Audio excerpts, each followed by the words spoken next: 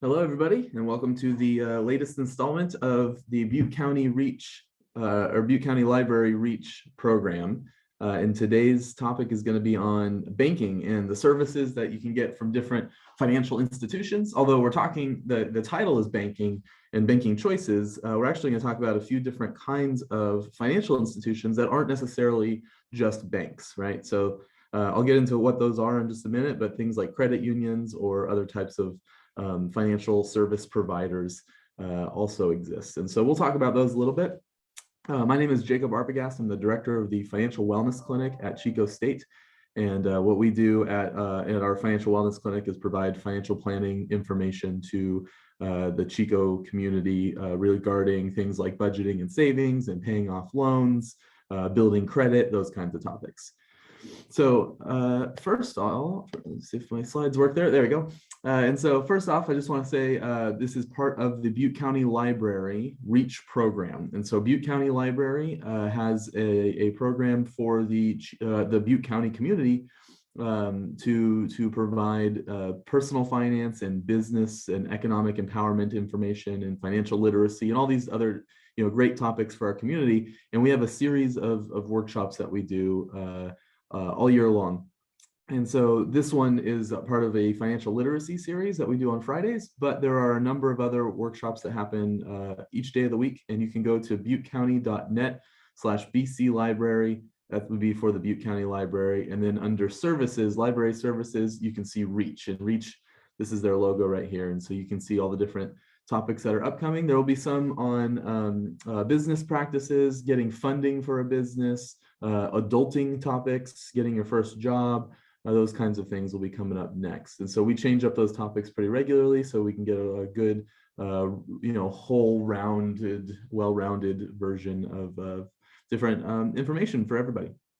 So let's go into banking and other financial services. So I know, coming to this, presentation, you're thinking, I already have a bank account.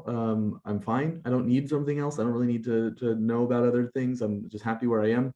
And I 100% get that. And I support that if that's the way you feel. But there are some other services that I think it's important to be aware of. So, you might not know what you're missing if you don't know that it exists. And so if you already have a bank account and it's working well for you and you don't really have any problems and you're happy and you're content, you might not want to go change things, right? A lot of times it's hard to upend your financial situation because you want to change banks, or maybe you don't want to, but maybe for some reason you change banks and now you have to change all your bills, right? If you have like regular bills that are automatically paid every month, you have to change those bank accounts. If you have direct deposit from your work, you have to change that. There's a lot, you have new debit and credit cards. And then if that's saved on your computer for buying online or saved to your Amazon account or something, you got to go change those over. It's a lot of work, right? And bank on that. That's not a good phrase. Banks rely on that actually, knowing that once you have your financial life set up at their bank, very few people around the world change their bank account from one bank to another once they've been set up. Once they've had it set up. And so banks rely on that knowledge and know that very few people ever will change their bank from one to another.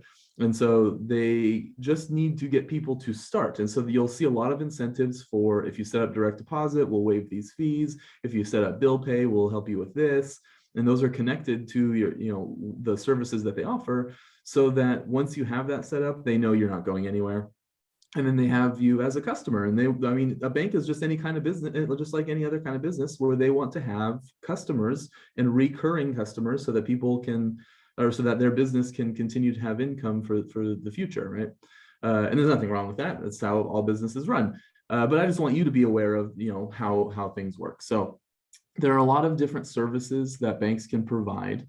And some that you might not be aware of, some you never even thought about, but some of the ones that most people are aware of would be checking and savings accounts and probably loans. A lot of people know you can go to a bank and apply for a loan. Credit cards are pretty common too. There's companies that do these things individually, and banks do like kind of a whole package of all of those things. So for example, I'm not recommending anybody, but I'll use some companies as examples just so that we all kind of, names that we all know, but I'm not recommending anyone. I don't have any affiliation with any of the ones that I'll use.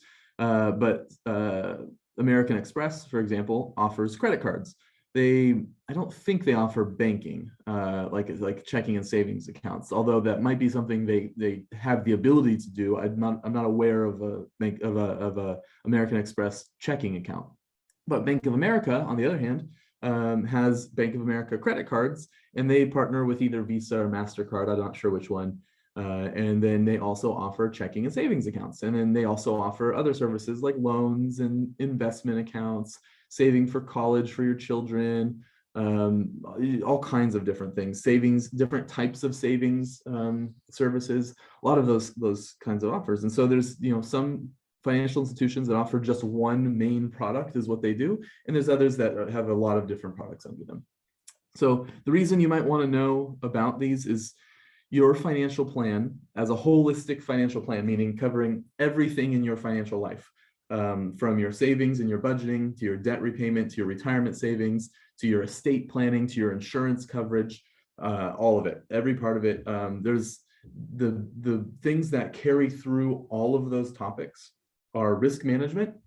Is true for whether you're covering your risk management related to your insurance, risk management related to your estate, risk management related to your basic budgeting and savings, risk management related to your debts, all of those. Risk management carries through the whole thing. Your behavior, there's actually a section in what is called the Certified Financial Planners curriculum, CFP curriculum, on what we call behavioral finance, or the psychology of finance. And that has a lot to do with how you bank and how you manage your personal finances.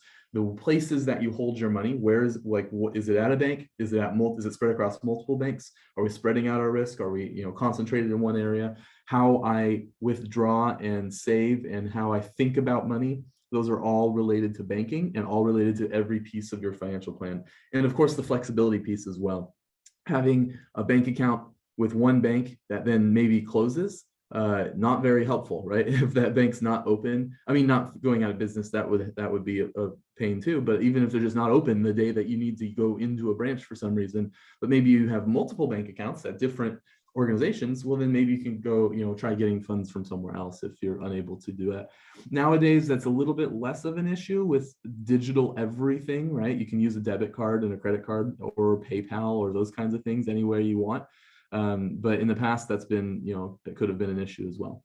So we'll get into some of the details here about, those ideas.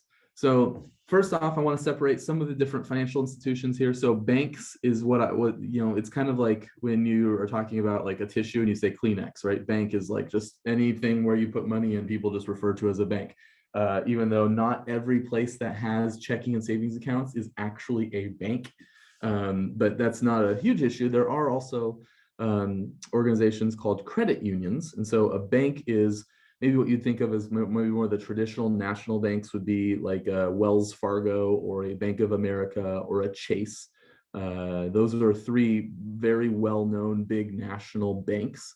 But credit unions also exist. They're usually not national level. There are some credit unions that are really, really big and well-known throughout the whole country. And actually Golden One, which is local in Chico, where I am, there is a Golden One branch here, and they're actually from the Sacramento area. And you might know the Golden One Center for the Sacramento Kings basketball team. That's the Golden One. It's that same organization. It's a credit union. And a credit union is the nonprofit version of a bank, and it's regulated differently. Their systems are set up differently, but they offer the same services. As a consumer, you might not ever notice a difference between a credit union and a bank, other than maybe the interest rates on their loans or the amount of money that they pay you on your savings, or maybe some of the services they offer in terms of how high touch their services are. Credit unions tend to be smaller than banks, just as a size wise, but the credit union might offer a little bit more of a friendly atmosphere and a little more high touch service, meaning that you might have that kind of old fashioned type feel of like you go in and they know your name, but that's because they have much fewer customers than Wells Fargo or Bank of America or Chase have, because those three big banks have millions and millions of customers and probably trillions of dollars in their safes, whereas credit unions aren't going to be that big. And so a credit union is a nonprofit and a bank is a for-profit. So a bank will be trying to make a profit. They want to make money. Credit union wants to make money too, but mostly they're a nonprofit, which means that they're trying to provide a good service to their clientele. Credit unions generally are required to identify a specific group of people that they serve. And so I think Golden One is specifically like people in the Sacramento or Northern California area. But there's different credit unions for different purposes.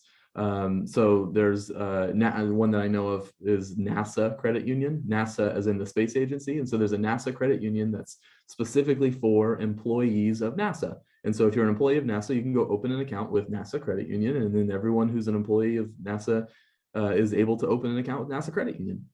And there's also one, there's a credit union for like Navy Federal. So Navy Federal Credit Union exists for employees. I think they're actually employees of the government or employees of the military. I don't think it actually has to just be the Navy, but every credit union will have its own rules, and you'd have to go ask that credit union. I'm not familiar with every credit union's rules, but generally a credit union will say, we serve this specific group of people and you have to be in that group. A lot of times they'll name that group in a way where it's kind of vague so that, you know, anyone can get in it if they wanted to, you know, that kind of thing. So for example, I had a loan for a car one time that was through NASA Credit Union. Even though I am not an employee of NASA, I was able to get that because the loan agency that I went through was able to make some argument for, oh yeah, he's this thing or whatever, so it counts. And so those kinds of things happen too. But generally, a credit union is going to identify a specific group of people that they serve. There's also another kind of financial institution called a savings and loan. Sometimes it's abbreviated S&L. Not really as popular now. They used to be very popular and they were really big in the 70s and the 80s. And then in the mid to late 80s, we had what's called a savings and loans crisis. And the S&L crisis caused a lot of the savings and loans businesses to go out of business. And at the time, there was another regulator involved in savings and loans. But now the FDIC, who is also they're the insurer. The FDIC is an insurer for banks, and they've taken over savings and loans as well. So savings and loans and banks are now insured by the FDIC, which is the Federal Deposit Insurance Company. And you can see them down here at the bottom. And so what they do is they insure banks and savings and loans in case they go out of business. And I'll have an example about that later. The other side is for credit unions. The NCUA is the National Credit Union Administration. And they insure credit unions in case they go out of business. And so that's an insurance product that is provided to those, to the customers really for those different agencies. And I'll talk more about that in just a minute. In general, I might say bank when I mean like any financial institution, but financial institution is the broad term to mean organizations that provide financial services. And then banks, credit unions, savings and loans, investment advisors all fall under the financial services umbrella. So here's some options, and this is not in any way a recommendation of anything. It's just the ones that I know of in Butte County that you could use. So Northern California National Bank, Golden Valley Bank, Tri-Counties Bank, those are three banks that are local or regional to us. I know a little bit more about Tri-Counties just personally than the other ones. And I know that Tri-Counties has locations all throughout California. And I know I think they're now as far south as San Diego, maybe, but I know for sure they have a location in Fresno. And so they go down, you know, a good ways throughout the state. Golden Valley Bank I know where they're located in Chico, and they might have branches elsewhere too. I'm not 100% sure. And those are banks. Those are local, you know, banks for Northern California. Sierra Central and Members First are local credit unions that are, you know, specific to Northern California. Golden One Credit Union is also kind of regional, more than local to Butte County, but Golden One does have locations in Butte County. They're based out of Sacramento, but they spread out quite a bit of all of Northern California. So Golden One's pretty common as well. And then big national banks that we probably all have heard of is Bank of America, Wells Fargo, Chase, and there's plenty of others. There's US Bank, and there's I don't know, there's just lots and lots of different financial institutions you can choose from. But these are some, you know, that we might know about in Butte County. And I'll go into more detail on all of these in just a minute. So some relevant rules regarding banking and financial institutions in the United States in general. So who regulates and who oversees these different organizations? So in the United States, the banking system is set up that we have what's called the Federal Reserve. The Federal Reserve is kind of the overseer of all money. We call it monetary policy in the United States. And so they are required, their mandate there is to control how much money exists in our economy, right? That's one of the things that they do. And so they make sure that banks, well, they can't force the banks to lend out a certain amount or not, but they try to influence the banks on how much money that they lend to people by changing interest rates and modifying interest rates a little bit. And so the Federal Reserve is the big federal government piece. That's not a type of organization, the Federal Reserve, that you would ever interact with as a regular consumer. That has really not an influence on you as a consumer. Their influence on you would be that they control short-term interest rates, and then the market will then control long-term interest rates. And that might affect things like your credit card interest rate, your mortgage, your car loan. And those are big, like, overall systemic things that are probably a lot bigger than Butte County can be. But in the more localized level, banks and credit unions have insurance, and they have some regulators both at the federal and state level.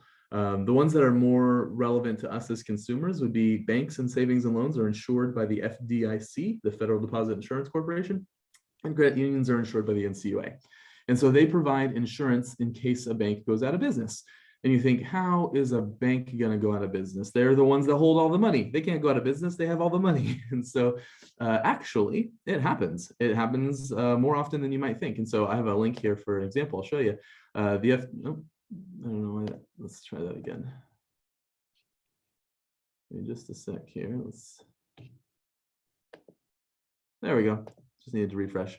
So in Chico in 2010, a bank went out of business. It was Granite Community Bank, and they were located downtown in Chico, and they went out of business. And Tri-Counties Bank, which is local, and they're still going strong, and they're located in Chico as well.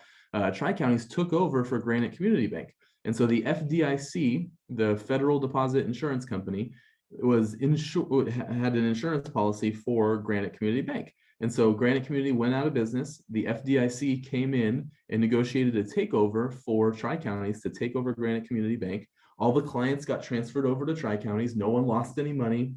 Granite went out of business, but all the money was still there. All the money was in the accounts. Tri-Counties took over and bought all of that business. They have a location downtown. There's a Tri-Counties. I think I want to say it's like 4th or 5th Street downtown. And so they have a location over there. And now they're operating just normal. And so no customers ever lost any money. In fact, I'll go back to the PowerPoint here. The FDIC and the NCUA both say that no one has ever lost any money from a bank failure if the bank was covered by either the FDIC or the NCUA. And that's true. In the 80s, during that savings and loans crisis, there was a third insurer called the FSLIC, which is the Federal Savings and Loans Insurance Company, and they went out of the FSLIC went out of business, and that's when the FDIC took over. And so no one lost money under the FDIC, but some people did have some issues under the savings and loans. But that was a long time ago. That was in the 80s. And since then, the system has been completely overhauled and fixed, and now everything seems to run pretty smoothly. So another relevant rule about banking anywhere in the United States is that the Federal Reserve regulations do oversee banks. And so you can't withdraw more than 6 times in a month from a savings account. And that is a Federal Reserve regulation for the entire United States and any financial institution that is overseen by the Federal Reserve. So that's just something to be aware of if you have a savings account. They don't set a limit on the amount of money you can withdraw in a single transaction, but they set the total number of withdrawals in a month at 6. And so if you have $10 million in a savings account, I know that's not realistic, but let's pretend, you could withdraw $5 million in one go, but you could not withdraw 7 $1 million withdrawals, right? And so the number of transactions is what's really limited there, not the actual dollar amount. So it's a Federal Reserve regulation, but that's something to be aware of in case you're trying to, spend out of your savings account. You can't do that. You can't operate a savings account as if it was a checking account. And so when you go to open a bank account, when you go to open a bank account, you generally have an option to open a checking or a savings account, and a lot of times both. You can open both a checking and a savings combined, and then have money transfer into your savings, but you can't have money transfer out of a savings more frequently than 6 times in any given month. So just be aware of that. That sometimes can be a hindrance to people who are in financial crisis. If something major comes up and you say, well, I have to spend out of my savings account now, you might need to make a large single transaction to your checking, at which point you can then spend it, rather than try to just pull little bits at a time over and over again from your savings. So what's the business model for a bank? Like, what do they do, and why do I care? So the idea for a bank, what a bank does is they take money in from your deposits. You open an account with a bank, you go put money in a savings account, and the bank says, thank you, we'll hold this money for you. We will keep it safe. You don't have to worry about being robbed. You don't have to worry about losing it. You don't have to worry about anything. You can come get the money anytime you want from your account. We're open here. Here's a checkbook and a debit card that you can use to spend money from your checking account. And so the bank holds that money and they say, we'll have it here for you. And they do that from lots and lots of people all over. They bring in lots of different customers, and they want to have as much money as possible in their, not really in a safe because they end up putting it somewhere else, but they want it to be, in their possession so that they can hold on to it. And what they do is they lend that money out. And so they bring in lots and lots of money. And when all those dollars are pooled together, you don't really know which dollar is yours, right? If you have a big stack of 20s and you shuffle them, nobody memorizes the serial number on your dollar bills. So nobody really cares if you get the exact same $20 bill back that you put in. It doesn't matter, as long as you get the same amount of money, you don't really care if it's the same exact piece of paper. And so the bank does that. They take in all the money for everybody, and they will offer you an interest rate. And so what happens here is, this is us, the people on the left, we put money at the bank, and the bank will give us an interest rate. And it's usually a pretty low rate. And we'll actually go look at some of those rates here in just a minute, but it's usually a pretty low rate on the money that you save at a bank, because the bank's paying it out. They don't really want to pay out a lot of money if they can help it. Sometimes they have to raise their interest rates on the savings in order to attract more money into the bank account. And that happens sometimes, but it has not happened in quite a while. And so a bank might try to entice more people to put money in their savings by increasing the rate that they pay to depositors on that savings account. Then the bank turns around, and in our system, it used to be called fractional reserve banking, although it's changed since the pandemic. And so it used to be that a bank could then lend out up to 90% of those funds, although there are some rules surrounding that as well. And if you've ever heard of the term fractional reserve banking, you might have heard of required reserves for banks. That's a little bit more in depth than we need to get into, but I'll say that we've actually switched systems now, and so we don't really do that anymore. The Federal Reserve changed in March of 2020 the rules about banking. But so banks will then take the money that's deposited, and they will lend it out to someone in the form of maybe a mortgage or a car loan or a personal loan or other kinds of loans. And so banks are allowed to loan that money out, and they will charge an interest rate. So think about your mortgage. You might have a mortgage through like a regular mortgage provider, a servicer, or you could have had a mortgage through a specific bank. There's a lot of different companies that provide mortgages. Some people will get a mortgage actually from their own bank. And so let's say you have a bank account with Wells Fargo, for example. You might get a mortgage from Wells Fargo as well. And so some people put money at Wells Fargo in a savings account. You borrowed money from Wells Fargo. And so the bank that Wells Fargo took the money that was deposited into the different savings accounts, lent it out to you, and then you pay them back with interest, right? So you pay your mortgage every month, and that money comes back in, and Wells Fargo can then take that, put it back into the safe. And then when those other people, those depositors, come to get their money out of their savings, they come get it back, and they don't really care that it came from your interest payment or their own original deposits. It doesn't matter to the depositor as long as they get the money back that they're expecting to get. And that all works great, just as long as we pay our mortgages, right? And we pay our car loans, and we pay our personal loans back. And if en masse, everyone in the country stopped paying their debts, we would have a major issue with being able to get the funds to the people, to the depositors who need it. And back in the 30s, before we had the FDIC and the NCUA and all of these different rules, during the Great Depression, we had what's called a run on banks, which is where people thought the banking system was not going to work. The bank was not going to get their money back, and I need to go get my money out of the bank right now before no one else can get any money out. And so that caused a lot of bank failures this was in the 1930s. And now, since we have the FDIC and we have a lot of regulations set up, and now we have the Federal Reserve, well, we had the Federal Reserve in the 30s too, but now that we've changed some of the rules about how the banking system works, we're not so much worried that any of there's no runs on banks. We're not worried that the banking system is going to collapse. Although some people were worried about that in 2008. It ended up not being as much of an issue because there was some just consolidations and some buyouts and things, and it all ended up being okay. So how do banks make money is they take in deposits and they pay a small interest rate. They lend money out and get paid back with a high interest rate. And the difference between those rates is called the spread, and the bank's profit is that spread. And so they just want to be able to do that at large volumes. If they can take in trillions of dollars in deposits and lend out trillions of dollars in loans and get paid, even if it's a fraction of 1% of trillions of dollars, is still going to be lots and lots and lots of money. And so the bank's job is to just have as much volume as possible. They want as many people putting money in, and they want as many loans going out as possible. And that's why there's a lot of push from banks to say, hey, come refinance your mortgage, or come get a new loan, or come, what could we offer you a credit card? Could we offer you a personal loan? Could we offer you a home equity line of credit? It's called a HELOC. There's a lot of different things. You probably have seen, offers in the mail or from your bank, to say, hey, you should borrow money and we'll set it up for you. And they usually phrase it in a way of like, you could reach your goals by borrowing from us. And that's because banks make money by lending to people. So what other kinds of services are offered? So mortgages is the most common that probably a lot of people think of when you think of borrowing from a bank. But you can also get credit cards. You can also get car loans. You can get a personal loan, which would not be for a specific purpose. It would be, you can use it for car maintenance, little home upgrades, consolidating other loans.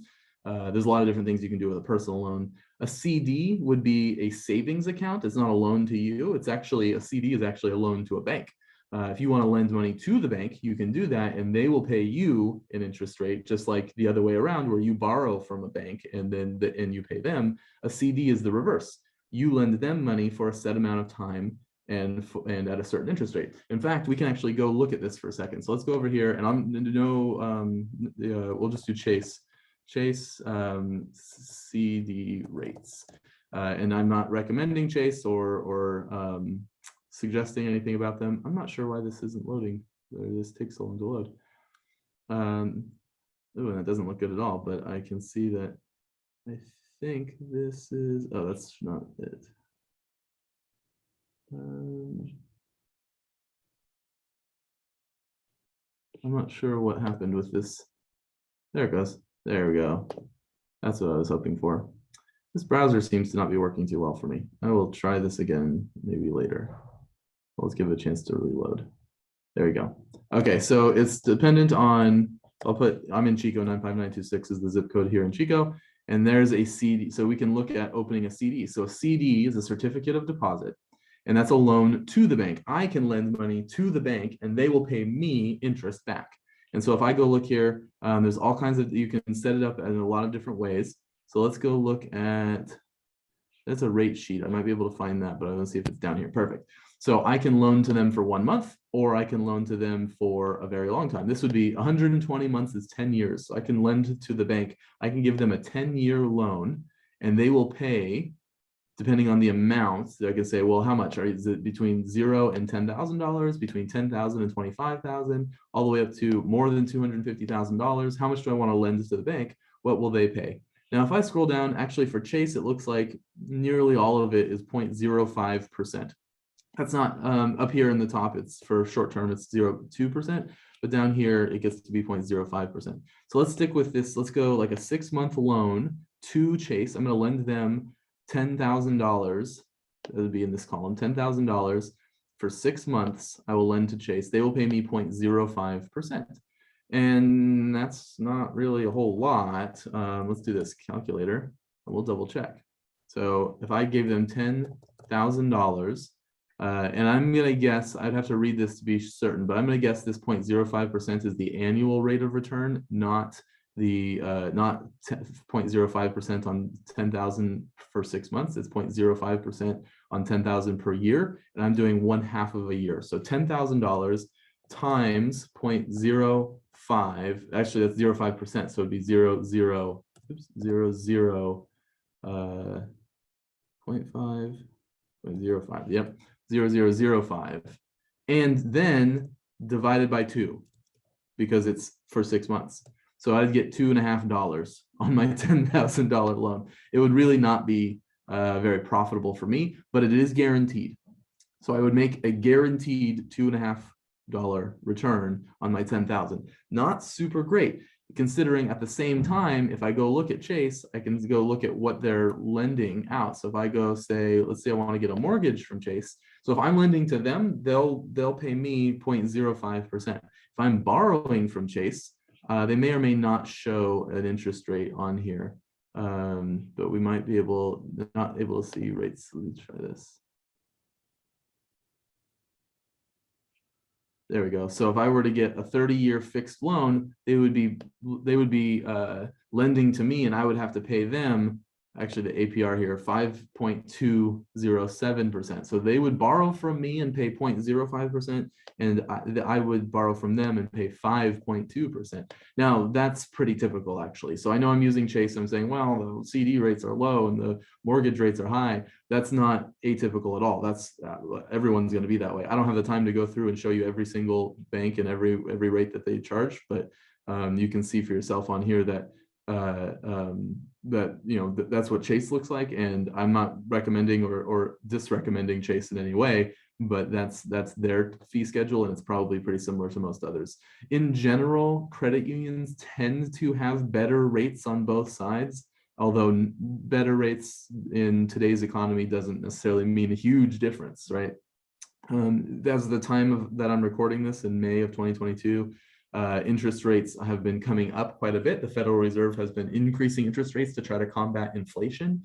And our economy is kind of in a weird place where we have this, what's called stagflation, and the GDP is decreasing. And so, and our inflation is really high, interest rates are increasing, and no one really knows what's going to happen for the rest of this year, but it's very possible we go into a pretty major recession. And so the economy is kind of sitting in a place where, interest rate differentials are a little, not great for consumers right now. So we'll see where things go. And these numbers might change pretty drastically if you watch this video anytime, in the future from when I'm actually recording it. So, okay, so that's just, some different information there for you. So mortgages, credit card, personal loans, CDs are I'm lending money to the bank and they're paying me. They also provide, checks, cashier's checks, personal checks, checking and savings accounts. They also do investing help, and I'll show you an example of that in just a minute. But we can go look at some of the fee schedules first. So I picked 3 because I wanted one was a big national brand, Wells Fargo, one that was a local bank, Tri-Counties Bank, and then one that was a local credit union, Members First Credit Union. So I'm going to click on the Tri-Counties one. Not sure why I'm having so much issue with the internet today, but I can go to tcbk.com, which is Tri-Counties Bank's website. www. There it goes. So Tri-Counties Bank, and we can go look at their fee schedule. So if I go to the search box at the top here, it'll let me. All right, let's just click personal. We can get there this way. Click on personal, scroll down, and we can see the different services that they offer: home equity line of credit, home mortgages. So I think that Tri-Counties purchased Valley Republic Bank, and so they now have those customers there. I was hoping to see some of the fees for personal accounts. There you go. So these are some of the services that Tri-Counties offers. And then if we go to consumer fee schedule, there it is. Then we can see for Tri-Counties, this is for Tri-Counties Bank. I'll zoom in just a little bit to make it a little more visible here. So for Tri-Counties Bank, you can see this is effective 2021. They haven't changed their fees since 2021, I assume.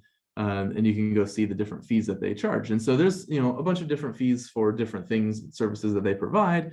But if you just wanted to use an ATM, there's no fee for that. If you go to, like, let's say I have a bank account with Tri-Counties and I go to a Wells Fargo bank account and I don't have a Wells Fargo bank account, or sorry, if I go to a Wells Fargo ATM and I don't have a Wells Fargo bank account, then Tri-Counties might charge me $2 if I access the Tri-Counties information through the Wells Fargo ATM. And that's because, you know, I'm not, it's actually because Wells Fargo would charge Tri-Counties for that, so Tri-Counties kind of passes it on. All banks do that. That's not unique to Tri-Counties.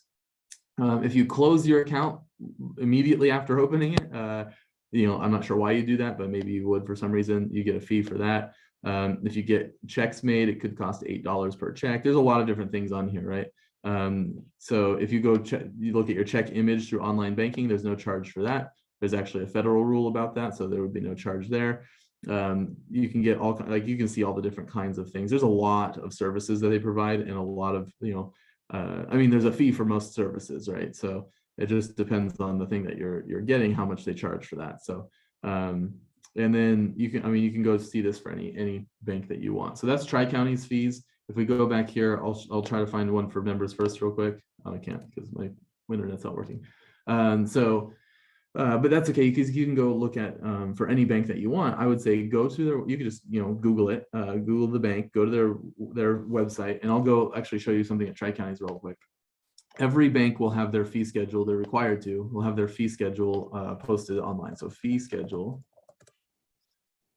It might be called something, it might be called disclosure statements, or it might be called, in this case, it says fee schedule. And, you know, there's different fee schedules for different kinds of accounts. So fee schedule for personal accounts is what I just showed there.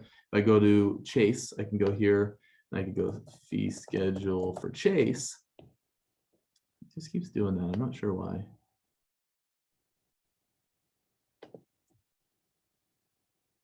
There we go. So fee schedule. So the first link here is Chase and JP Morgan's investing fees. I don't want that for brokerage. No, bill pay schedule, ATM withdrawal. Let's go fees. I'll just search fees.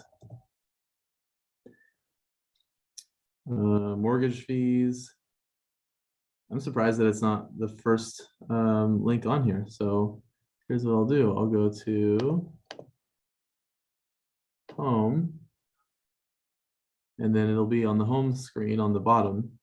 Might have to find it in the small print somewhere, but we will find it. And it'll be down here. So you can see rates, checking accounts.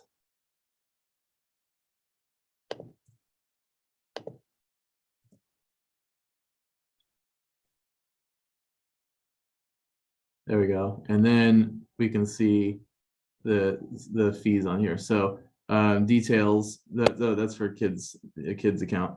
And then monthly service fee, fixed fee, $4.95 for a secure account. How can you waive some of the fees? So if you have $25 or zero with one of the, so if you have $25 in the account, then you will waive fees. Or if you have an average beginning balance of $15,000, or you link a mortgage, there's a lot of different ways, and you can see additional fees.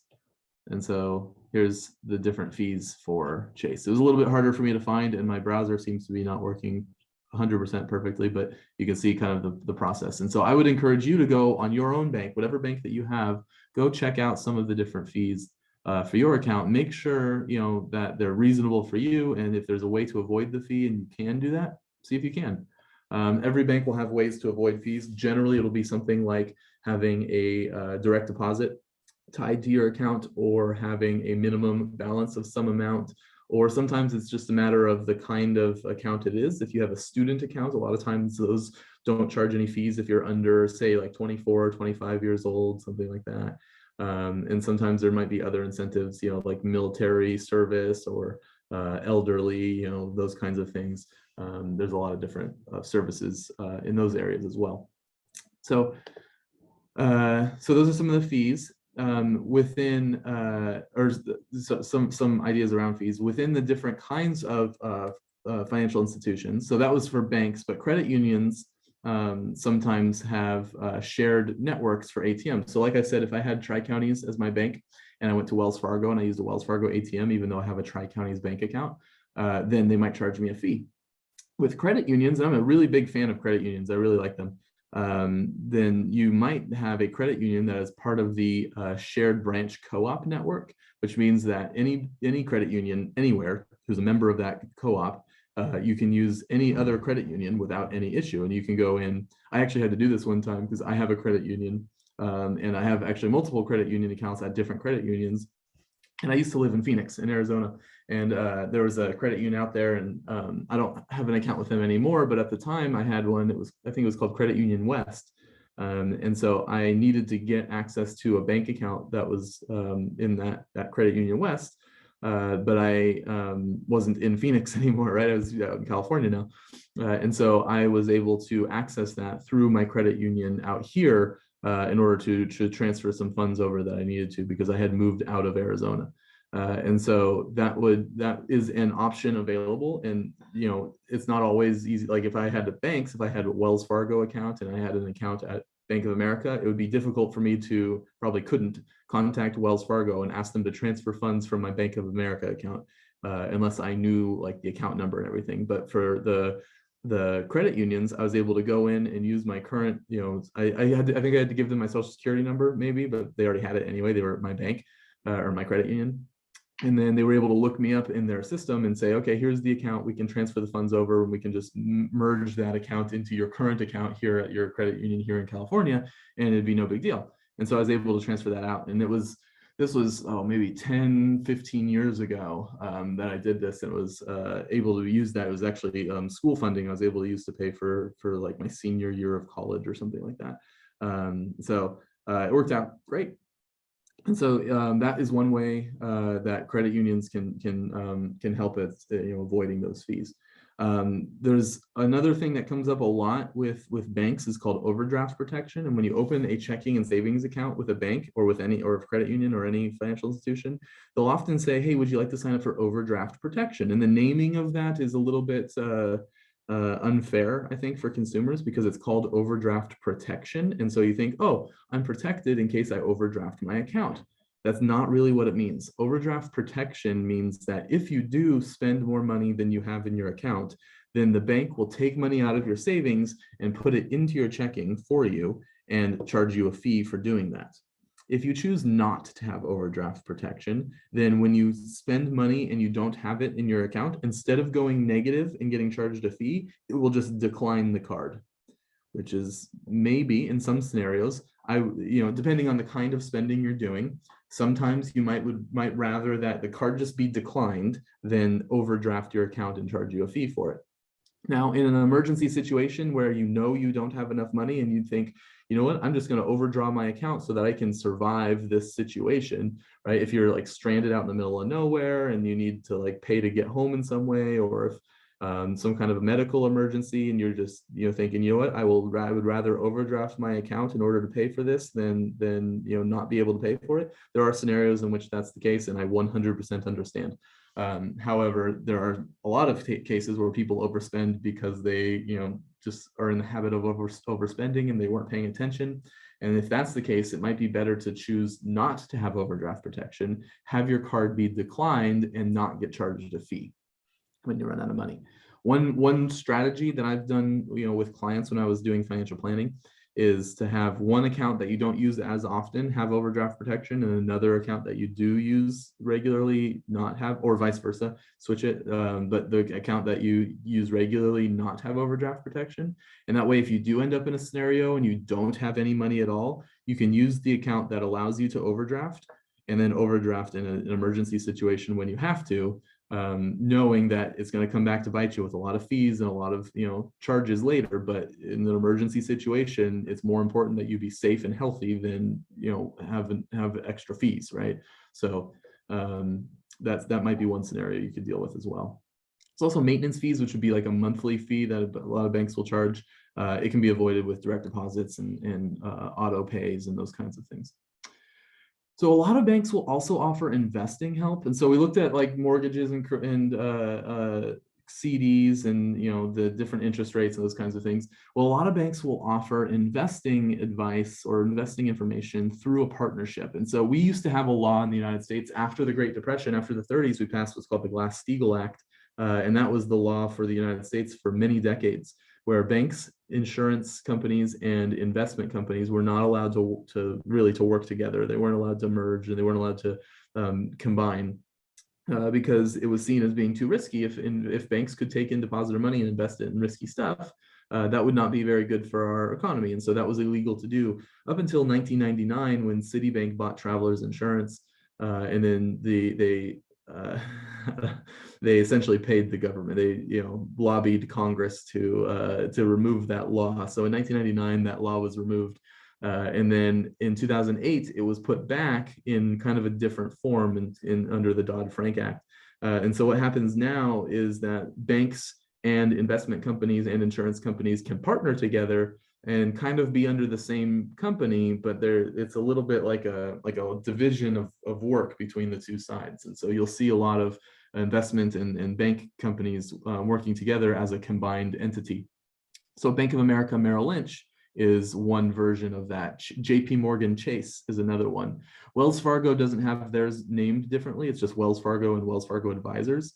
And then Tri-Counties Bank has a partnership with Raymond James, although Tri-Counties and Raymond James are wholly separate companies. They're not owned by the same person. They're not the same type of businesses at all. So they just have a partnership where they work together. But for example, Bank of America and Merrill Lynch are the same company. It's just branding and separation within the business, but it's all under one umbrella of B of A Merrill Lynch. And JP Morgan Chase is one company. JP Morgan Chase is one business. It's actually just all JP Morgan. And then within JP Morgan, they brand Chase as their banking, services and put that out as a bank. And so we can go look at one of these, and we'll just look at Bank of America, and we'll say, okay, so Bank of America Merrill Lynch. So if we go to Bank of America and we see up here investing, and you see this bull, this image of a bull here, that's the Merrill Lynch logo. So if you click on investing, they'll say Merrill, which is a Bank of America company. Merrill Lynch is I think they just renamed it just Merrill. They took out the Lynch name. That was just the names of the people who started it long, long ago. And so you can see, you can work with an advisor there. If we did JP Morgan, I don't know what JP Morgan, or let's go to chase.com. And then if we go to chase.com and we go to investing by JP Morgan, right? So JP Morgan is an investment bank. They do investment advising as a partnership or as they own Chase Bank. So a lot of different options there as well. And so the types of investing that bank services provide, it would be things like retirement planning. They can help you with an IRA. They generally couldn't help you with an outside 401k if you already are receiving investing advice from your employer's partnership with their 401k provider. But if you were to transfer a 401k into an IRA and then put that IRA at your bank, then they could advise you there. Sometimes that's convenient. Sometimes it comes with more fees. And I'd be happy to do a workshop separately on the kinds of fees that come along with investment accounts. Those are a little bit more complex sometimes. But let's say you had a 401k from your employer, you work for some big company for a long time, they provide you a 401k, you go to retire and you say, hey, now that I'm retired, I don't need my 401k with my employer anymore because I don't work for that employer. I want it to be just entirely mine on my own, untied completely from my employer because I'm retired. And so you could go to a bank and ask them, hey, how do we do that? So let's say you walked into Chase Bank. They'd say, hey, our JP Morgan advisor can help you do that. We'll go get the right documents needed. We'll take your 401k, we'll roll it over. That's what it's called, rolling over. We'll roll it over into an IRA, probably a traditional IRA if it came from your 401k. And then now that IRA can be managed at JP Morgan, and they'll charge you a management fee for managing those funds. Traditionally, it was like a 1% a year management fee, but those have changed a lot, and every provider has changed their fees pretty drastically over the last 5 years or so. And so I'm not certain at all what any of these people charge now, but traditionally it might be they charge 1% a year. So if you have $1 million portfolio, they might charge you $10,000 a year to manage your investments. And then for some people that's acceptable, for some people that's not. And so that's one way to do it. You also could have your 401k rolled over to an IRA with a different investment provider that's not tied to a bank. Sometimes banks are going to charge higher fees than like standalone investment professionals will. Examples of those kind of standalone brokerage houses would be like a TD Ameritrade, a Charles Schwab, a Fidelity, a Vanguard. Those are the big name investment brokerages that aren't tied to banks. And then, if you have one that's tied to a bank, then they may or may not charge, a different amount or more. But that's one option as well for investing. Other kinds of investing besides just retirement accounts could be like an educational account. So there's two big kinds of educational savings accounts in the United States. One is called a 529 plan, and that's mostly for college, but it can be used for K through 12 as well. And then an ESA, which is sometimes called a Coverdell educational savings account, and it used to be called a educational IRA. Generally, like older people refer to them as that. They're not called that as much anymore, but if you ever heard somebody call it an education IRA, that's the other idea as well as an education IRA, a Coverdell, and an ESA. Those all mean the same thing, educational savings account. And those are very, very similar to a 529, although a 529 for education, for K through 12 and for college, has very high limits. You can put in a lot of money into a 529, and on a Coverdell ESA educational IRA type account, you can really only put in like $2,000 a year. So if you're going to go to a state school, that's plenty. That's actually, 18 years, $2,000 a year, you can have well over $200,000 saved up in that account by the time like if you had a child that turned 18 and you started saving when they were born, but you'd have to start saving when they were born and save regularly every year for 18 years and get good returns in the stock market. And you could have enough money for college. Or with a 529 plan, you can just put more money in it, right? So. But banks offer those services. You can go to Bank of America, you can go to Chase, you can go to Wells Fargo, you can go to Tri-Counties Bank, you can go to Golden One, you can go to Members First, any of those. And any of those will have options for providing for educational savings. And so those are the bigger ones, right? IRAs and educational savings are the big investing pieces. There's also taxable regular investing that people do. You can just put money into an investing account and have it grow. And it's not for a specific use. It's just that you want to have investments that would be taxable to you rather than education savings and retirement savings, which have tax preference treatment. There's a lot of different choices available there. And I would always recommend speaking with a professional about your specific situation before you pick anything. This is just educational for the general public to kind of know about the different services that do exist. And again, just so that I'm really clear, I'm not recommending anyone, just because I clicked on this Bank of America link, I'm not recommending any one bank or provider over any other, or any kind of account or service over any other. I just want this to be educational for everybody. So how do I decide? This is kind of to wrap it all up. How do I decide which bank I want to use? You don't have to pick one. You can have more than one. I have multiple bank accounts and credit union accounts at a bunch of different institutions because it's easier for me to say I'm going to separate in my mind. Like I have a few different kinds of work that I do. And so some of my income that's related to one kind of work that I do just is in that bank account. And then my regular everyday checking and my work from I work at Chico State, and my paycheck from Chico State is in a different bank account, and related to a side business I have is in another one, and all kinds of other things, right? And so that's how I kind of separate it, so that I know these amounts are at these different places. But for other people, that's too much of a hassle. They don't want to know, they don't want to like have to remember that they have, oh, this account over here and this account over there and that account over there. And so for a lot of people, they just want to say, you know what, I'll keep everything in one institution and I'll just have multiple accounts within, I'll have multiple checking and savings accounts all within that one bank. And that's fine. Whatever works for you is absolutely fine. But I highly recommend you get quotes and get information and ask questions. You can go into a branch, see how they treat you as a customer, make sure that you are happy with the way that they greet you and the way that they talk with you, and hopefully that they educate you about their services. And you don't want to feel like you're being talked down to or anything like that. I would highly recommend going into a branch and asking questions and seeing all that you can learn before you commit to anything. You can always change. I know it's a hassle, but you can change. The bank is relying on the idea that you won't change, and if you're not being treated well, they think, yeah, they're not going to leave. He or she is not going to leave this, just because they're being treated badly, because their whole life is already tied up in our bank. They're not going anywhere. And you can prove them wrong. If you don't like the service you're getting, you can go change. You absolutely can do that. So make sure you're comfortable with the service that you're getting, and don't stop until you get what you want. So That's it for banking. That's just kind of a broad overview of all the different banking services and choices that you have available to you. The next Butte County Reach workshops for financial literacy will cover long-term investing, inflation, and managing payroll. Those are 3 different workshops we'll do over the next few weeks.